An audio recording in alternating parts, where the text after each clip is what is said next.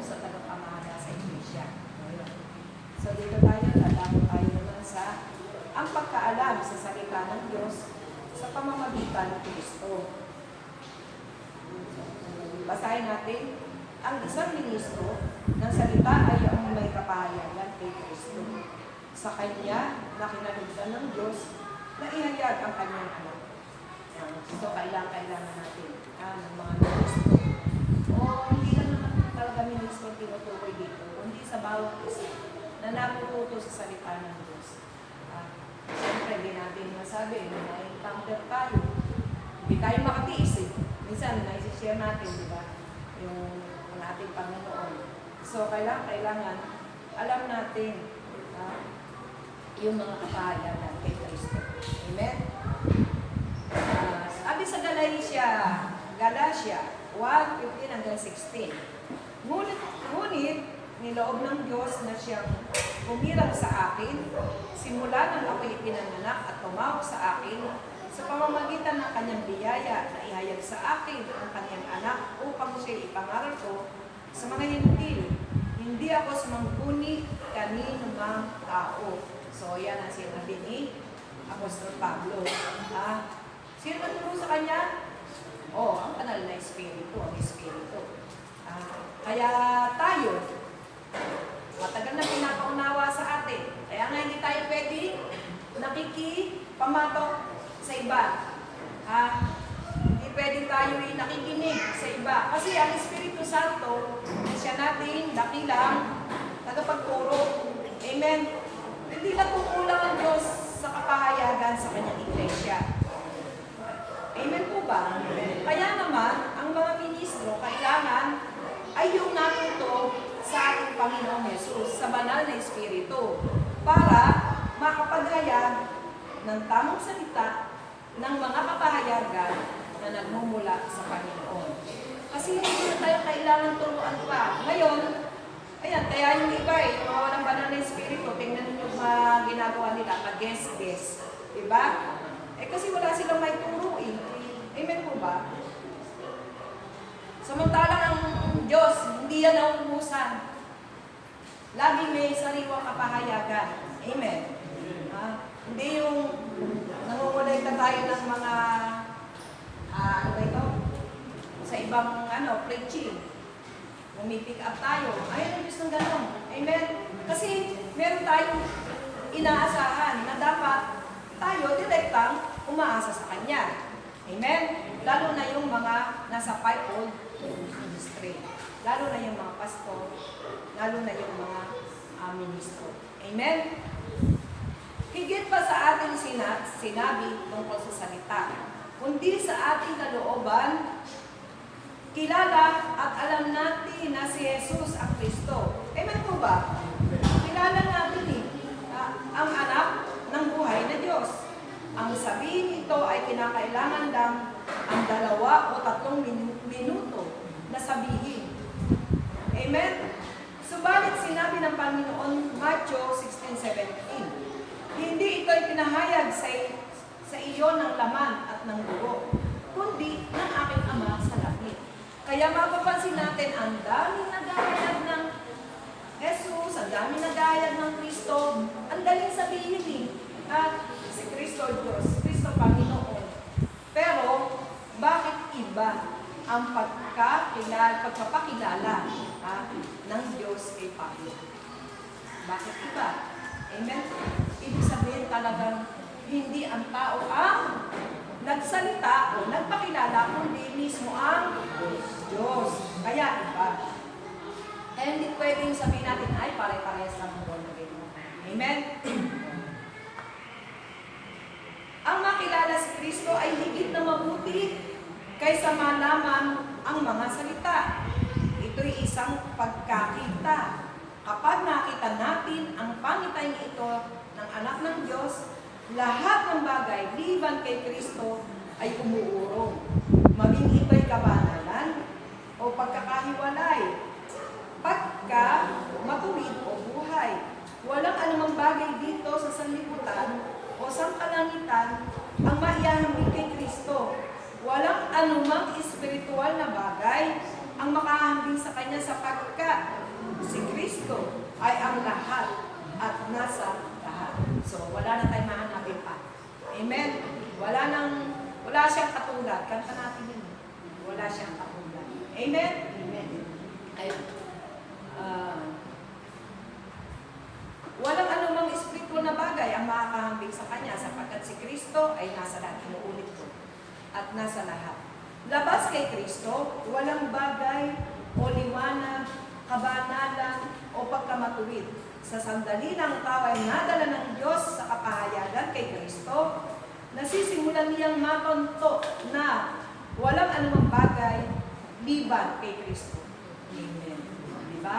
Wala na. Siya na ang lahat-lahat. Hindi na natin pwedeng ipagpalit. Kaya nakakalungkot na kung si Kristo ay naipagpapalit pa natin sa kung ano-anong bagay. Pangkaraniwan na ipagpapalit saan? Sa pera. Number 1, pangailangan ng tao kasi. Ha? Pero kung ikaw ay malawak ang pagkakilala kay Kristo, dahil na ipakilala siya ng ating Ama sa langit, hindi mo na siya kayang ipagpalit pa. Amen? Sa kung ano pa mang bagay.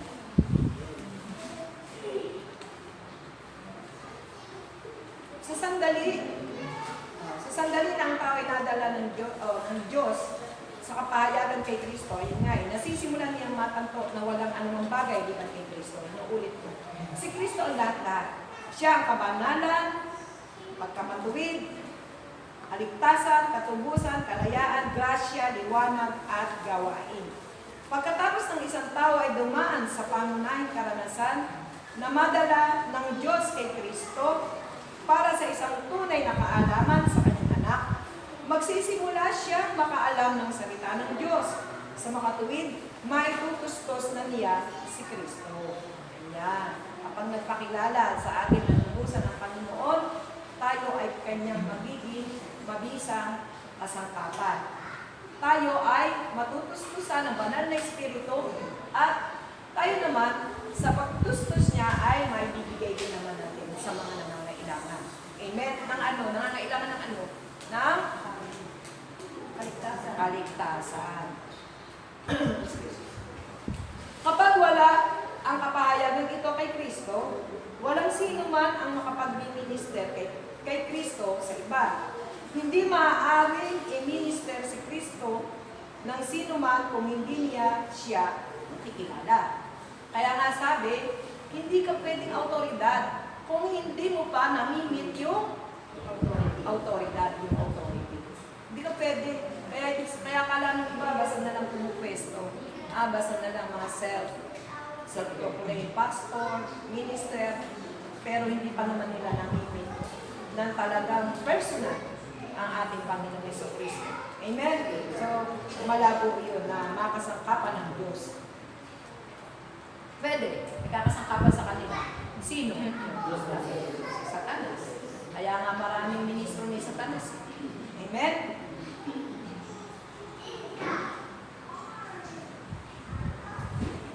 Sabi nga, hindi maaaring i-minister si Kristo na sino man kung hindi niya siya nakikilala o makapaglingkod ng may kaunting kaalaman kay Kristo. Kaya dapat mag-aral. Kaya sabi pa rin, mag-aral kayo sa akin. Hindi pwedeng konti lang ating nanayan. Amen?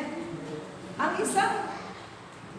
isang ministry ay hindi maaaring ibatay sa kaunting kaalaman upang makapag-minister. Excuse me. Makapag-minister kay Kristo. Ang isa ay dapat madala sa isang harapang kaalaman sa anak ng Diyos. Kailangan makilala niya ang anak ng Diyos sa kaibuturan ng kanyang katauhan. Makilala siya bilang nakatataas sa lahat ng bagay. Kaya iba, dami nagsasabi, personal relationship. Personal relationship. Ano yun? Tapos wala naman yung banal na Espiritu. Bilang lahat-lahat at nasa lahat, dito pa lamang niya maitutusto sa tao ang Kristo sa panloob na pagkaalam kay Kristo. Upang maipahayag ng Diyos ang kanyang anak sa atin, pinakailangan natin ang kaawaan at kapahayagan. Isipin niyo. Dahil sa awa. Para lang mahayag sa atin si Kristo. Amen po. Kaya sabi ng Diyos, paaawaan ko ang gustong paawaan, kahawalan ko ang gustong paawaan. Pag hindi natin naranasan yun, walang Kristo tayong makikilala. Amen? Hindi ito resulta ng pagsasaliksik o paghahanap. Ito'y isang panloob na paningin, isang panloob na pagkaalam, at saka pa lamang nagiging bago at buhay na aklat ang Biblia. So, yun, nakaraan, tinatalakay na natin ito eh. Yung paghihingahan ng Diyos, di ba? Nagkakaroon ng sariwang kapahayag, o sariwang kapahayagan, nagkakaroon ng bagong ng liwanag. Amen po ba?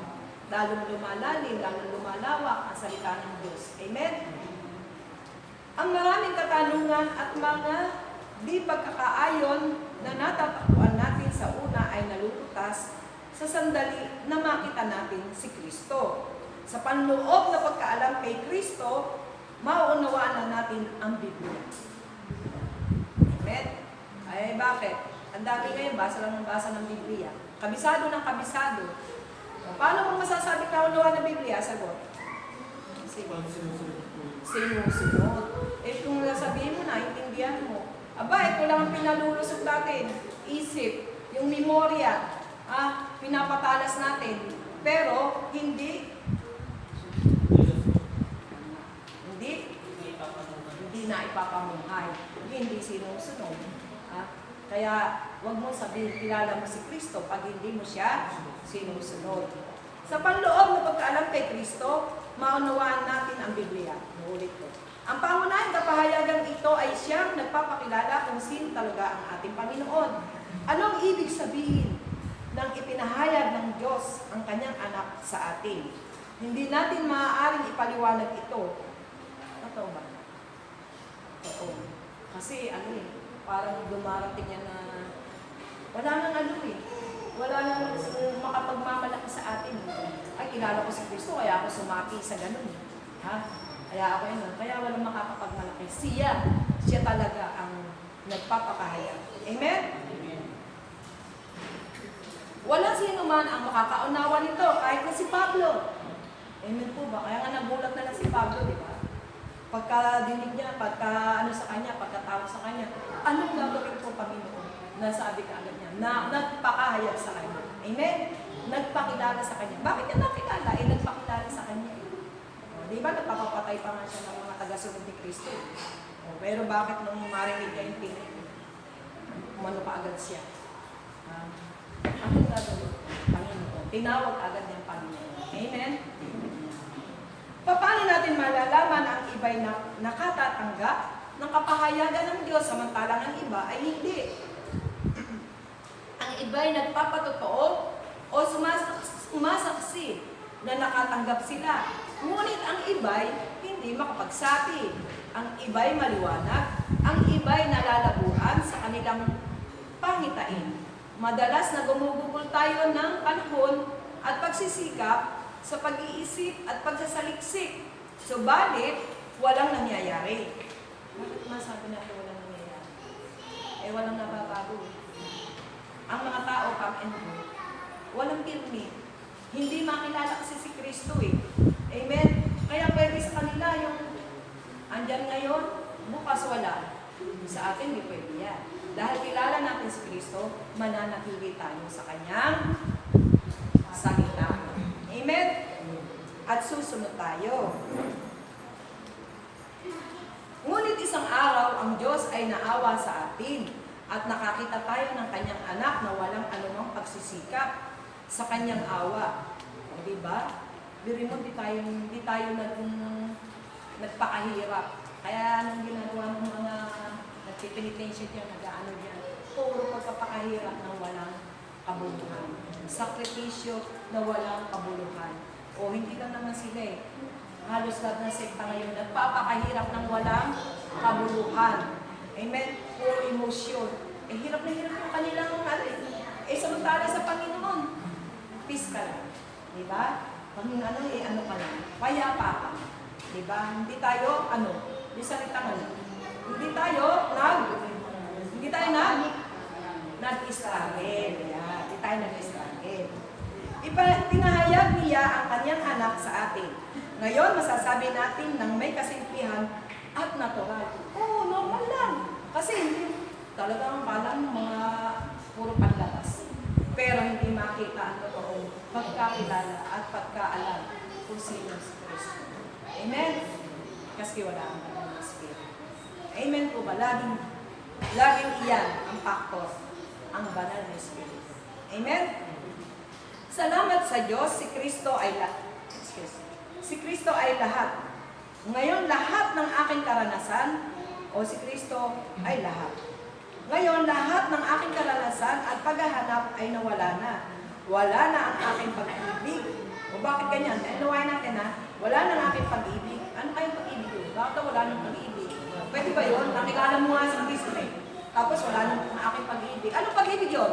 Makasarili. Yung sariling pag-ibig. Yung natural na pag-ibig. Amen? Di ba? Pinag-aaralan natin yung natural at saka yung supernatural. Amen? Di ba pina-editate natin sa spiritual man? Ang aking kabanalan, wala na raw kabanalan. Ano kabanalan? Ito yung pakitang tao kabanalan. Wala na. Ha? At pati na ang aking katagumpayan. Naku, dami nagsasabing ganyan eh. Receive. Naku, talagang victory. Jesus, victory. Nasa kingdom na tayo, victory na. Hindi, yun eh. Hindi yun batayan. Amen? Yung sinasabi sila, matagumpay, yumayaman, sumisikat. Matagumpayan ba yun? Ano ang sabi ng Panginoon? Nagagalak ako. Lagi sinasabi ni Brother Elmo sa Muntinkawan. Nalulugod ang aking amang nasa langit na ibigay sa inyo ang aking kaharian. Yun. Ang batayan. Bakit? Tinawag silang tunay. Kaya mapahalan tayo mga kapatid. Sapagkat si Kristo ay naging lahat na sa akin. Alin ang makapagtuturo sa atin ng mabuti? Ang larawan o ang buhay na tao? Ano ang madali at tunay na pagkakilala sa isang bagay? Ang larawan o tunay na original na bagay? Siyempre yung original. Ang dami na may making. Amen? Kaya nga sinasabi, making takes na born again yan. Diba? Nasasabi natin. Bakit? Inaalam sa atin ng Panginoon kung anong fake, kung anong original. Amen? Meron, anong original? Mayroong tatak. Anong tatak? Anong verse? Ephesians 4:30. Kaya talagang iba talaga ang ibinigay sa atin ng Panginoon. Talagang matuwa tayo, magalak tayo, magpasalamat tayo mga kapatid.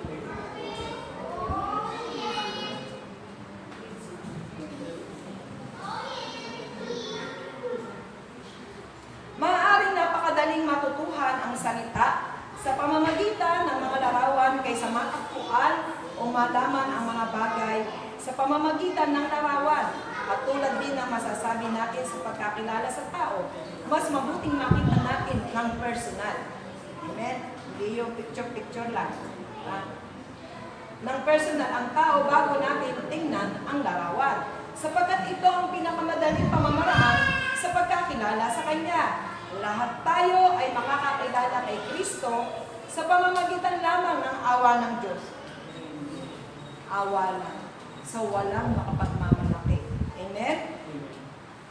Ang Panginoon mismo ang nagpahayag. Hindi ito pinahayag sa iyo sa pamamagitan ng dugo at laman, kundi ng aking Ama na nasa langit. Yan binanggit kanina. Sa pamamagitan ng awa at grasya ng Diyos na makilala natin si Kristo sa paghahayag ng Kanyang anak sa atin, matapos mangyari ito, malalaman na natin ang Biblia. Ayan.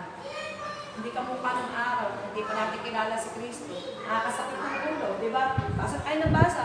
Parang, kaya nga meron na nalulong pagbabasa. Basang-basa, cover to cover. Makikita mo na sa parsada, nag-aan. Diba? Yun lagi natin na isasampo. Kasi sila ay, para bang nasobra. Hirap magbasa ng walang nagpapaunawa. Amen? Ang banal na Espiritu ang nagpapaunawa. Amen? Matapos mangyari ito, malalaman na natin ang Biblia, sapagkat ang tunay na kaalaman na salita ay nagmumula sa pamamagitan ni Kristo. Ang namumukod na katanungan sa mga kapatid ay at ito, tayo ba'y tumutusto sa tao ng Biblia lamang? Ano ibig sabihin mo? Titik. Ha? O tayo ay nakatagpo na kay Kristo at sa mga tuwid, nagtataglay na ng pangunahing kaalaman kay Kristo. Alam niya, hindi tayo makapananatili kung walang naitustos sa atin. Amen? Hindi naman tayo tinustusan ng emosyon. Hindi tayo tinustusan ng mga pangakong pangmaterial lang sa mundo para lang tayo manatili. Sinasabi pa nga na sa atin, pag pinasok natin yung pagiging born again, sakripisyo, paghihirap, o diba? Hindi tayo nangangako na kung ano-anong bagay dito sa sanlibutan. Ang ipinanangako ng mga anak ng Diyos at iyan ang ibinigay ng Panginoon ay ano? Ang kaligtasan. Amen. Kahit sino ka pa. Amen. Mayaman ka, mahirap ka, dakila ka o aba ka. Amen. At namumukod na katanungan sa mga tuwid. Ay, nabasa ko na pala yun. Kung tayo ay yaong may pangunahing pagkakita, natural lamang pasalamatan natin ng Diyos. Pinapasalamatan ba natin ng Diyos? Siyempre, araw-araw. Araw-araw at huwag tayong makakalibang, walang araw na hindi sasagit sa atin na bigyan natin ng panahon ang pagpapasalamat. Amen po ba? Lalo na sa panahon ngayon. Lagi tayong magpapasalamat. Dahil iba na eh. Iba ng panahon. Talagang ginigising na ang tayo ang unang inaano dyan. Amen? Tayo ang unang binibigyan ng reminder na huwag tayong makalibang. Huwag na tayong magbaliwala. Lagi tayong maging mapagpasalamat. Amen? Araw-araw, matutuklasan natin ang katiyakan ng salita habang binabasa natin ang Biblia. Una natin dapat malaman o makilala ang Panginoon sa ating kalooban. Kasunod, dapat malaman o makilala ang Panginoon sa ating kalooban. Kasunod nito, makikilala natin siya sa Biblia. Pag yan yung pagkilala na natin, kahit ano pang basahin natin, lalo siyang nagpapakahayag sa atin. Amen? At dahil doon, tayo'y lumalago, nagiging matatag sa pananampalataya, tumataas ang ating spiritual na pamumuhay. Amen?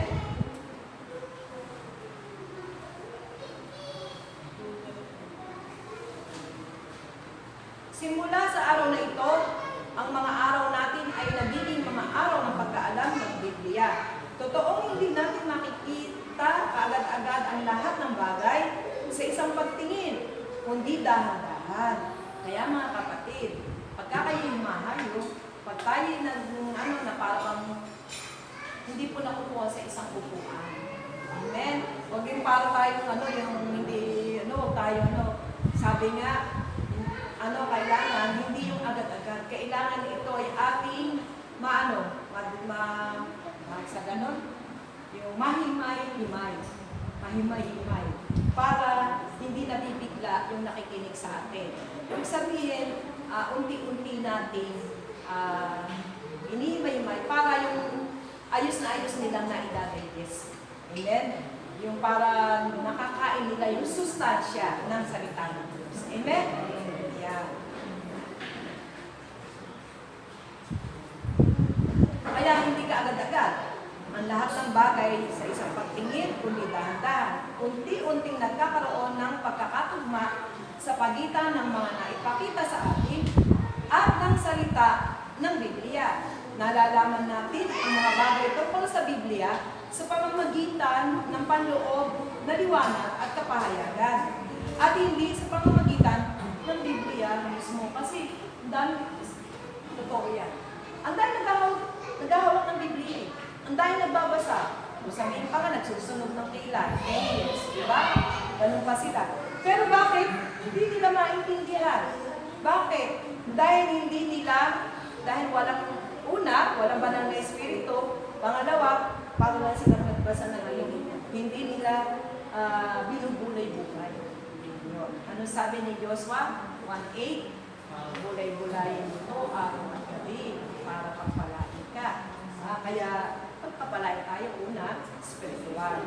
So, amin natin yan. Hindi yung basta na lang natin binasa. Kailangan makita natin si Kristo sa ating binabasa. Amen? Ang kahangalan ng kaisipan ng tao ay ipinapakita ng sarili nito sa pagsunod sa pamamaraan ng isip. May tinuturing ito ang sarili na karapat-dapat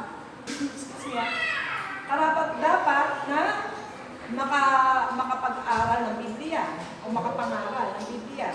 Kung magkakapag-ukol siya ng panahon sa pag-aaral nito, madarama niya na mauunawaan niya ito kay may panalangin o wala. Ayun.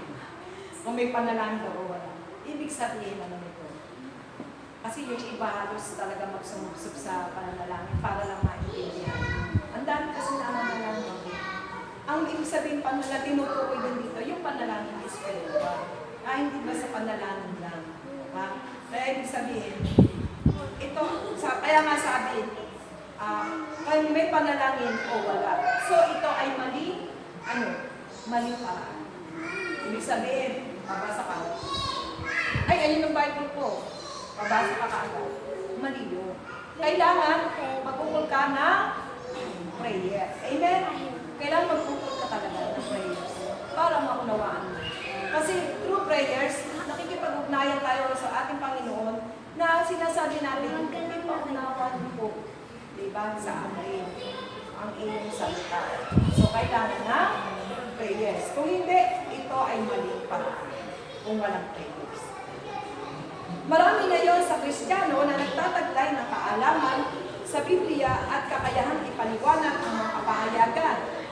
Ituro ang mga doktrina nito, subalit ipinipinig nila ang pintuan ng kanilang puso kay Kristo. Ano?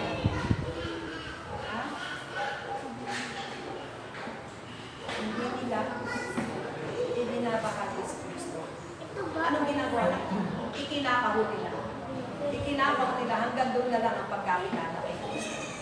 Hindi malalim, hindi malawak, hindi ba yung sa oras ng iyong kapighatian, andiyan si Kristo. Hindi. Paano nila kinakahon? Uy, pagpapala. Kinakahon nila. Meron nga ako na panalangin di ba? Huwag kayo nang nalangin ng pagsubok. Pwede. Huwag kayo papanalangin ng pagsubok.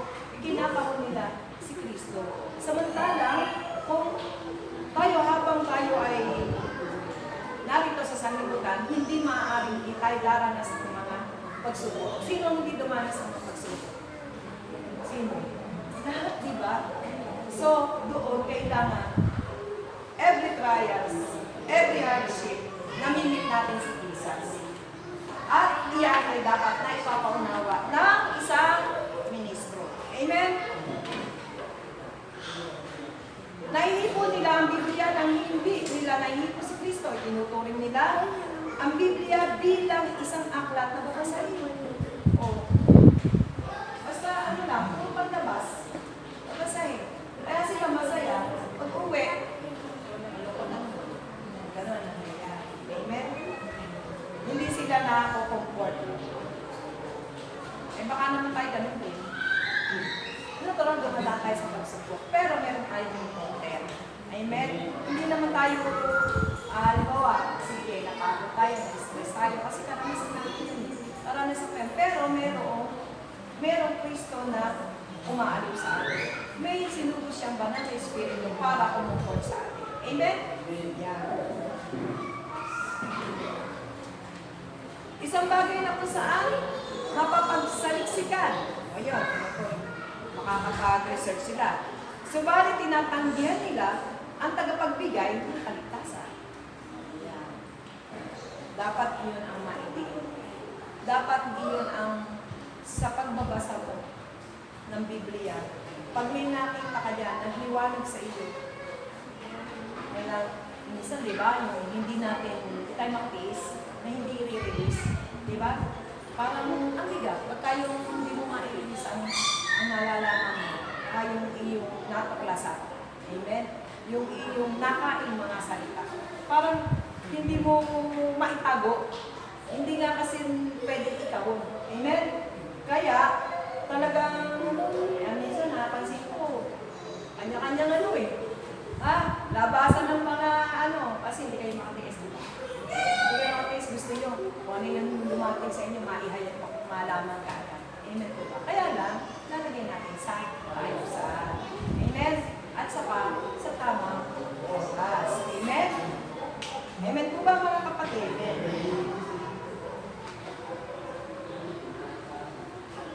Ang pagkakilala kay Kristo ay hindi pagkatuto ng mga salita sa pamamagitan ng mga larawan. Ito'y pagkatuto sa larawan sa pamamagitan ng katotohanan. Una, ayan nasabi ng Panginoon siya yung katotohanan. Una, kilalanin ng Panginoon. Sunod, hanapin siya sa Biblia. Kilalanin muna natin si Kristo at saka alamin ang kanyang aklat. Tama. Kaya nga pagkatanggap natin, ano sabi ng Panginoon? Manabig kayo sa mga gatas na espiritual. Amen? Kaya yun, kaya mangyayari, pagka kilala na nila, ini-encourage na natin na mag-Bible study tayo, ganyan.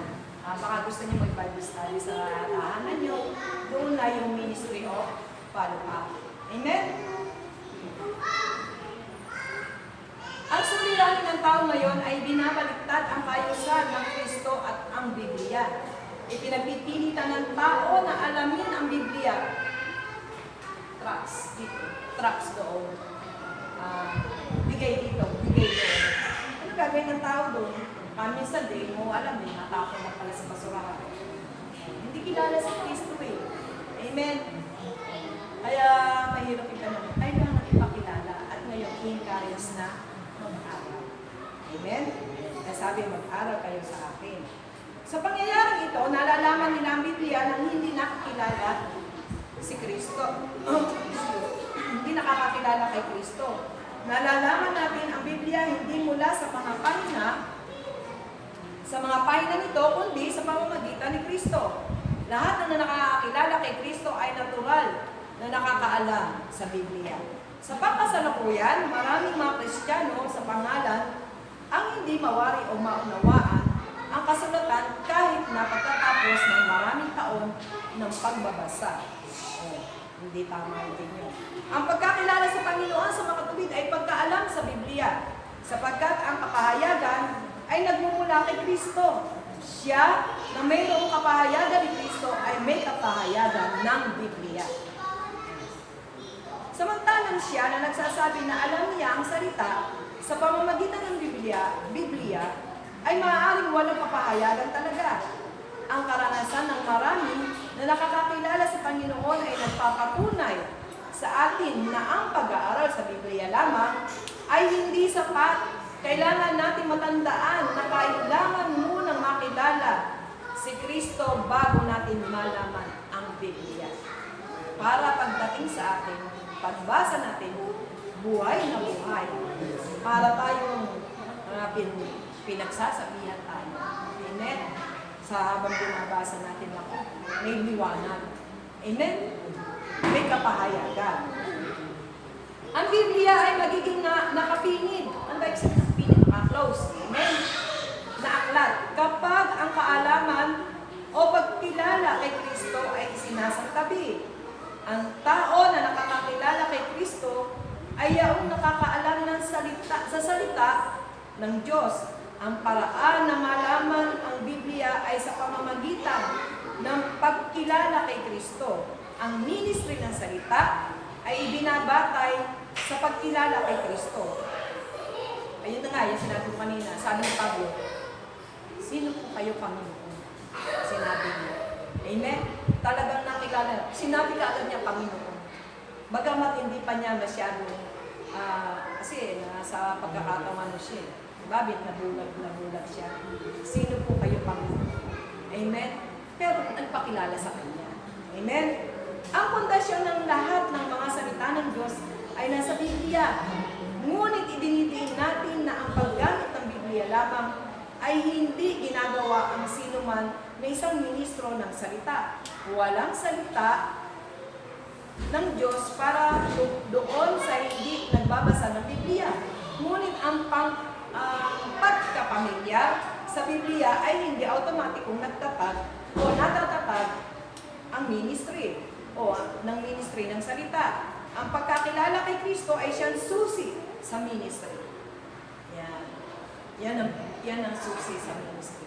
Para kami ministry, totoong kilala mo ang ating Panginoon. Kung hindi mo siya kilala, huwag tayong mangahas na ibahagi siya. Kasi maano lang yung nakikinig sa atin. Mabuboring. Amen?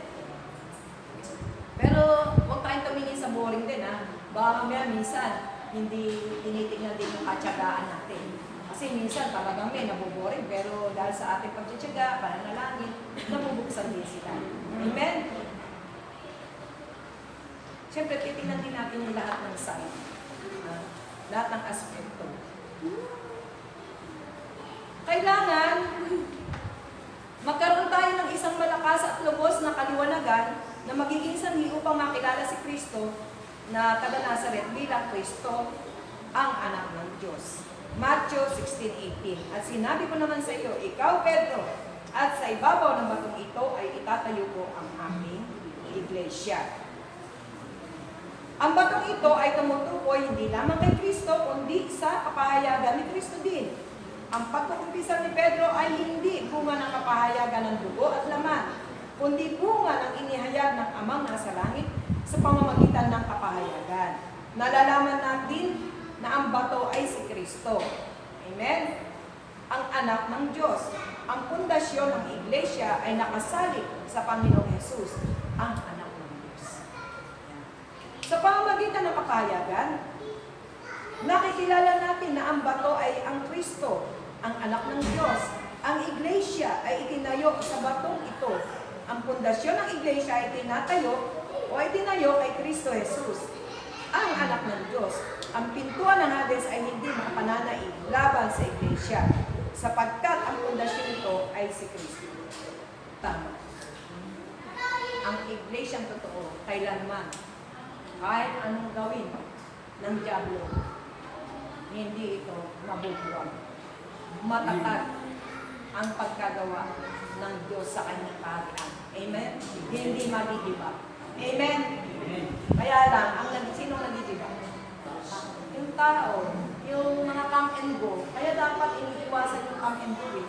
Kasi hindi na nagkukulang sila sa pagkaunawa at sa pagkakilala kay Kristo.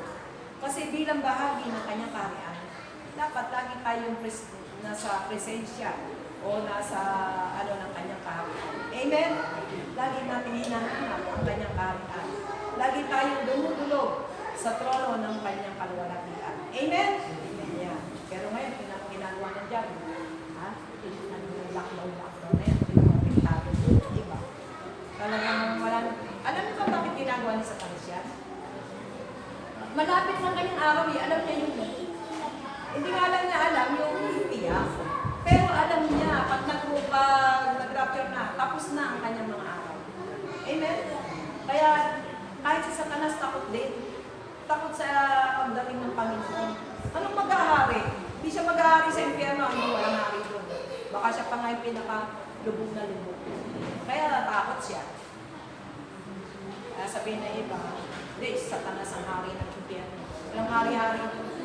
Amen? Kaya yan ang pinatatakutan niya.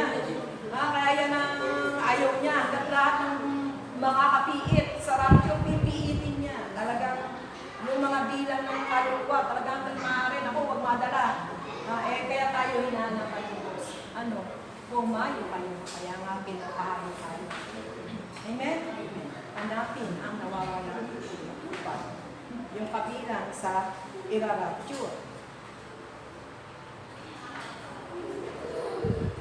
Ngunit paano nakinikilala ang Kristong ito? Siya'y nakikilala lamang sa pamamagitan ng kapahayagan at hindi sa pamamagitan ng katuruan ng Biblia na ibinibigay ng dugo at laman. Totoo na.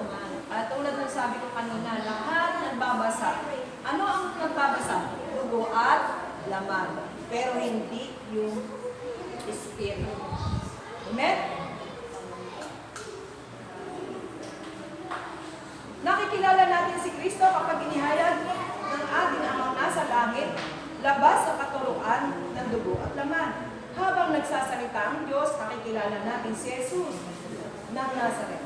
Kaya ang iglesia ay tinayo sa kapahayagan kay Kristo. Kung nais natin maglingkod sa Diyos sa pamamagitan ng Kanyang salita, kailangan magkaroon tayo ng pangunahing kapahayagan. Kung hindi ganito, maituturo natin ang Biblia, subalit hindi natin maitutustos si Kristo. Ang gawain ng paghahatid sa Panginoon sa iba ay hinihingi sa atin na magkaroon ng kapahayagan kung sino talaga si Jesus. Kung wala kapahayagan ito, ang iglesia ay walang pundasyon. Wala ng kapahayagan. Kaya mapalad tayo. Ang iglesia natin ay nasa pundasyon. Si Kristo ang ulo, tapos yung fivefold ministry. Amen? So, mapalad talaga tayo. Kakaunti natin, pero tayo ay kaiba. Kaya nga tayo mapagbintangan mga niya, separatist.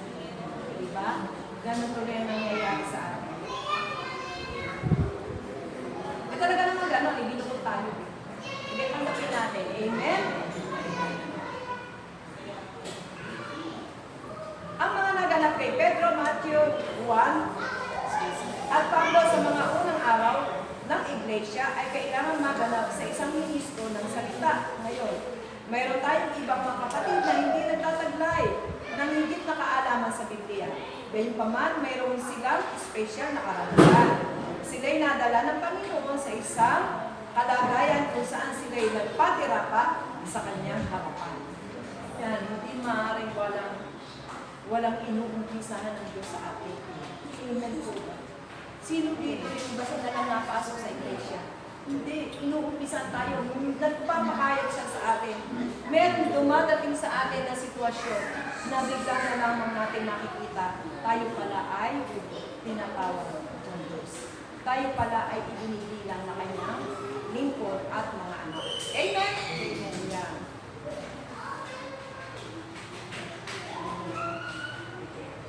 Meron tayong ibang mga kapatid na hindi nagtataglay ng higit na kaalaman sa Biblia. Kaya naman, mayroon silang special na karanasan. Inulit ko. Sila'y nadala ng Panginoon sa isang kalagayan kung saan sila'y nagpatira.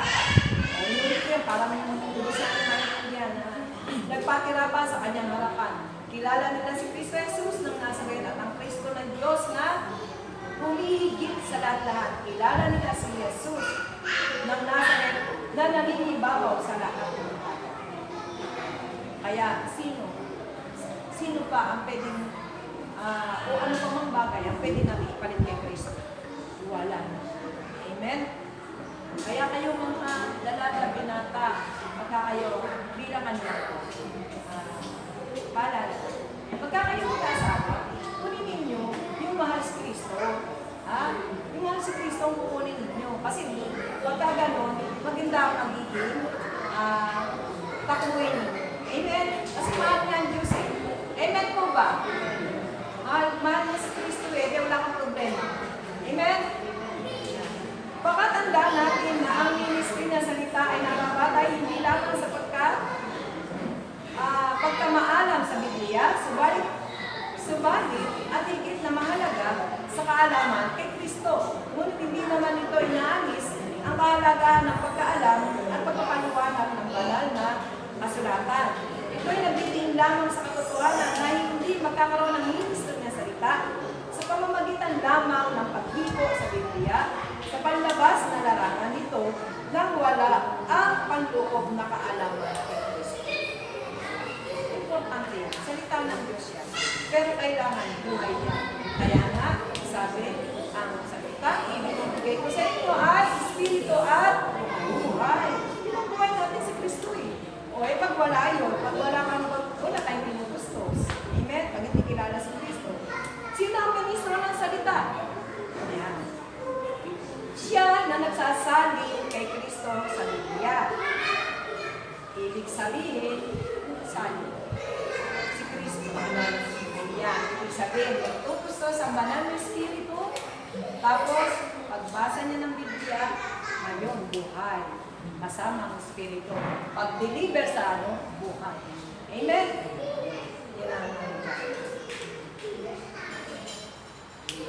ibig sabihin, inihayag niya sa tao si Kristo na nakikilala niya sa mga salita ng Biblia. Upang sa mga tumatanggap ng Biblia, ang banal na Espiritu ay muling maisasalin ito kay Kristo. Ang Kristo na nakikilala niya ay isang buhay na tao at ang Biblia ay puno rin ng buhay na Kristo ito. Kasi nakatawang tao siya. Kaya kailangan talagang makilala natin ang lubusan. Iba. Hindi, tao lang yan. Pero hindi na sinasabi Diyos yan. Kaya kasi sinabi tao, tanggapin natin. Yun ang sinasabi ng Biblia. Talagang nagkatawa, pero nagkatawa tao. Pero iba sinasabi tao. Kapag siya ay nagsalita sa Biblia, isinasali niya si Kristo sa Biblia. Ibig sabihin, kung ano man ang binabasa natin, natutustusan ni Kristo. So, si Kristo na ang naibabahagi natin. Amen. Alam natin na napakalaki ng agwat ng distansya sa pagitan ng salita ng may pagsalin at sa isang salita ng walang pagsalin.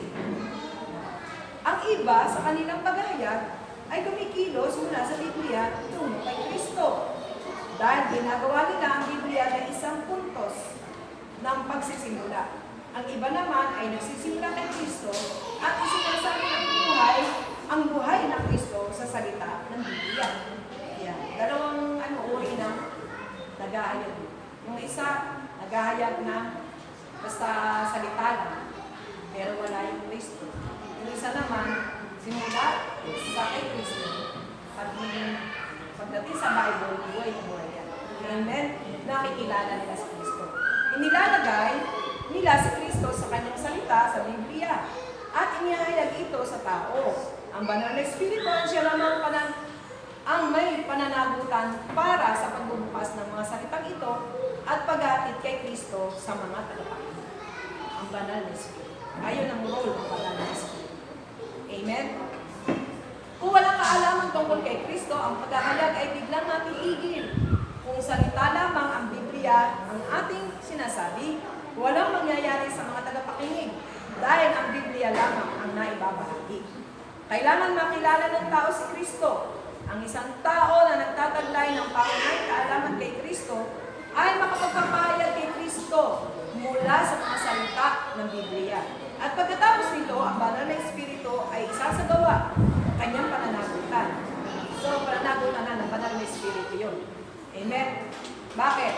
Hindi nga pwedeng umiral yung ating sariling explanation, opinion, haka-haka, mga hearsay, hindi pwede. Kaya dapat ang banal na Espiritu ang magpapaunawa sa kanila sa hinahayagan natin. Pero, naririnig nila yung salita ng Diyos na binabasa. Amen? Ang tao ay nagsasalita at ang banal na Espiritu ay siyang nagbubukas ng salita at itinuturo si Kristo sa tao. Ito tinatawag na ministry ng salita. Ayun. Kailangan magkaroon tayo ng pananagutan sa paghatid kay Kristo na nakikilala natin at tinataglay sa pamamagitan ng mga salita. At pagkatapos nito, ang banal na Espiritu ay magiging responsable na maihatid ang salita ng Diyos. Kung tayo ay magsisimula sa mga doktrina at mga katuruan ng Biblia, ang banal na Espiritu ay hindi magkakaroon ng pananagutan na maitustos si Kristo. Ang pagsasalita lamang sa Biblia ay hindi makatutustos ng Kristo. Kinakailangan ang kaalaman sa Kanya upang maisagawa ang pagtutustos. Sa ganitong sandali lamang na ang salita ng Biblia ay buhay at mabisa. So, ano gagawin natin? Panginoon. So, tayo sa Kanyang harapan. Ubus mo po akong pagpayagan. Amen? Para maitustos natin yung tunay na salita.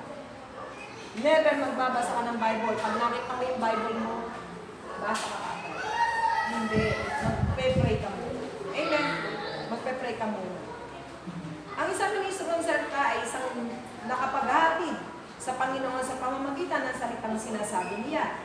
Habang ang mga salita ay ibinibigay.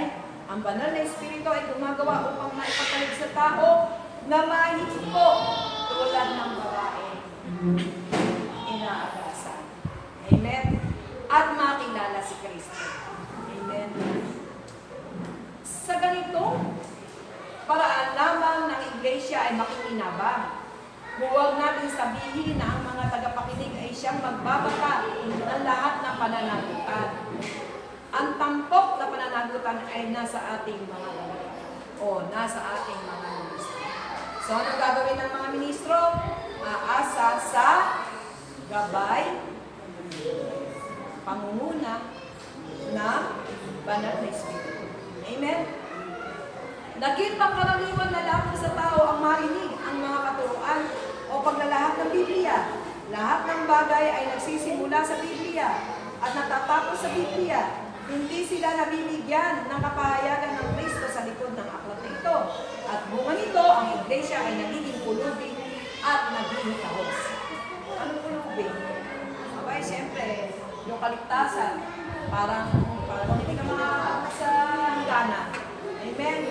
Kaya dapat nakapag-focus talaga para tayo ay lumago sa spiritual, dumating naman ng Panginoon, anumang oras, araw, tayo ay kasama doon sa kanyang atraw na ipinangako sa atin. Amen?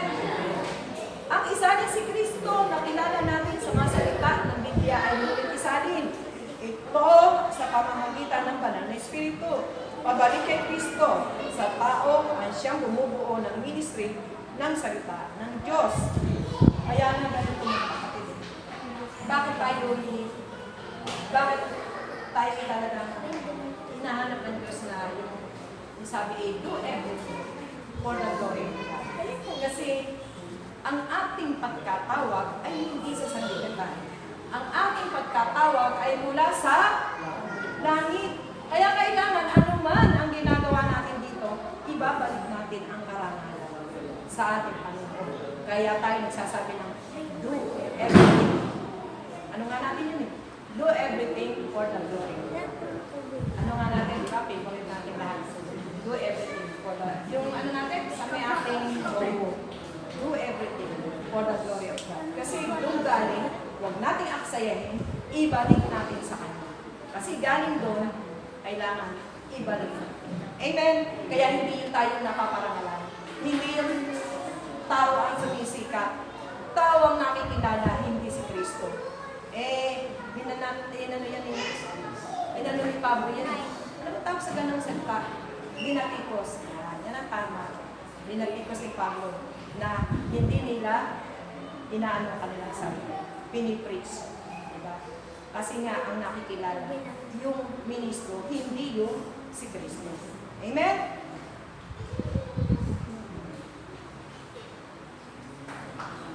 Ito sa pamamagitan ng banal na Espiritu, pabalik kay Kristo sa tao siyang bumubuo ng ministry na salita ng Diyos.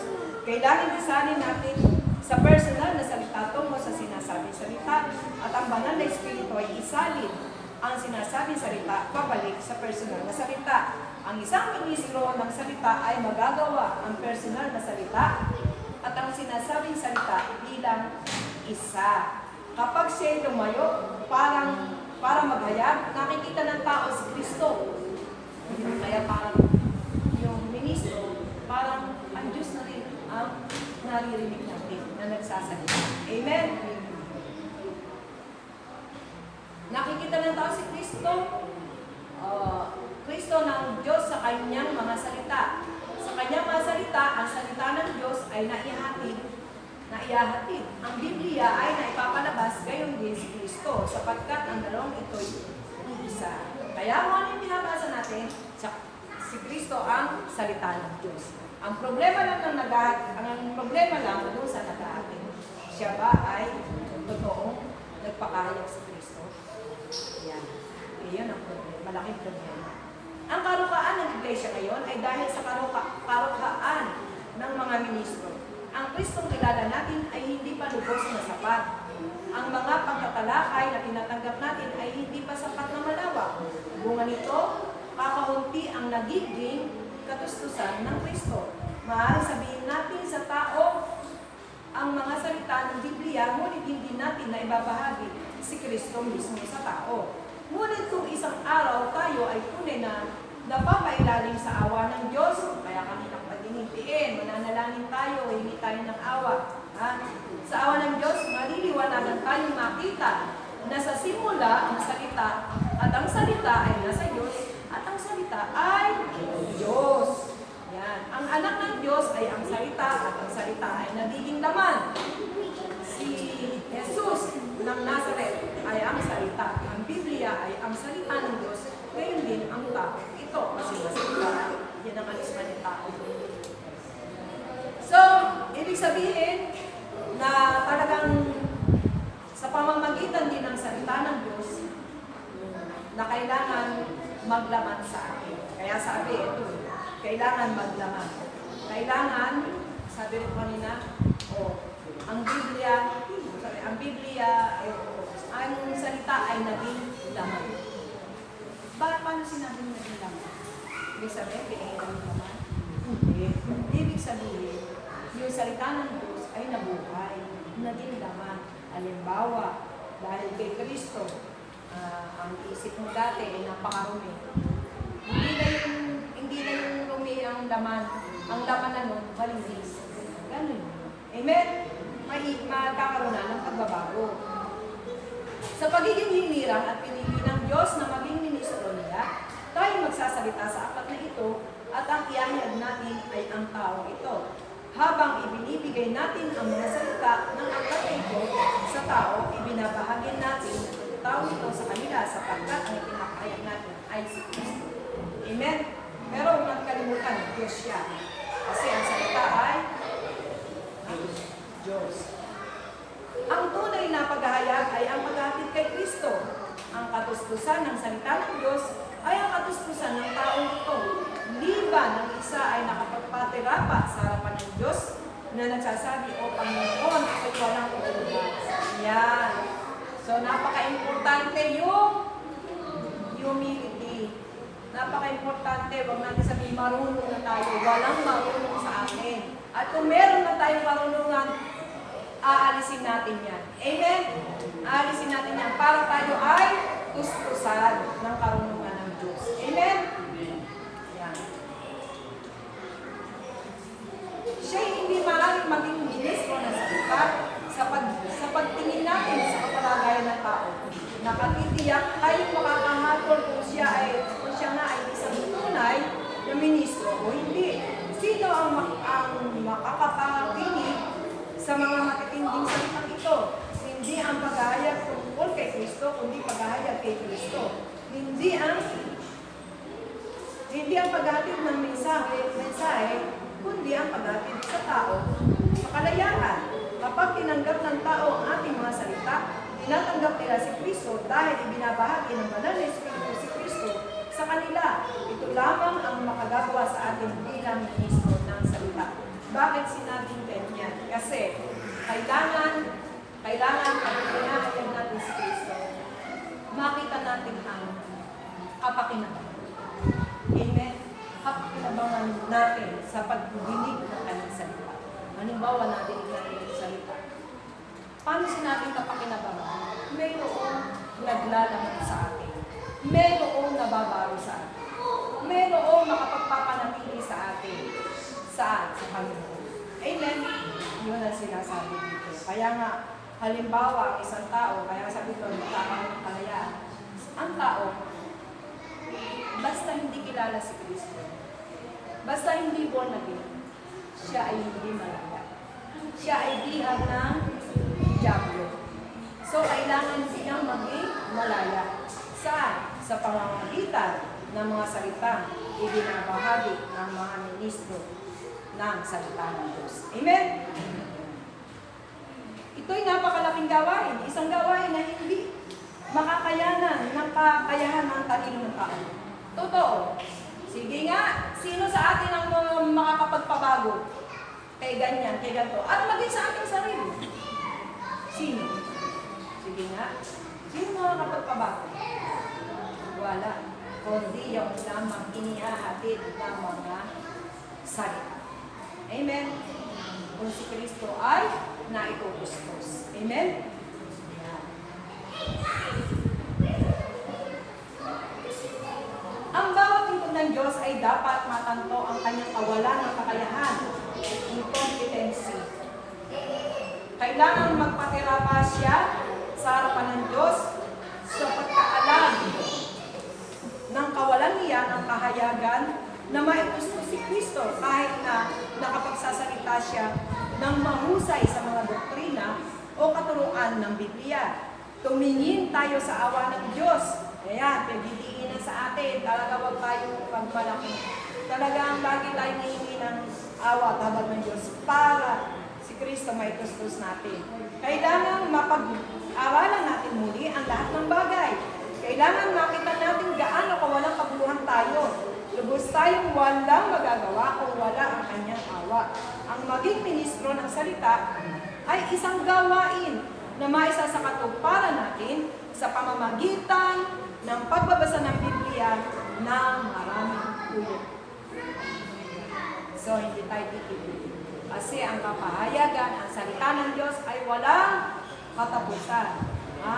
Sabi nga, maglalawan lahat ng bagay, pero ang salita ng Diyos ay magpakailanman.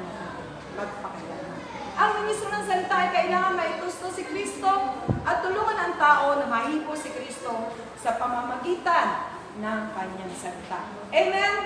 Amen. Tanong.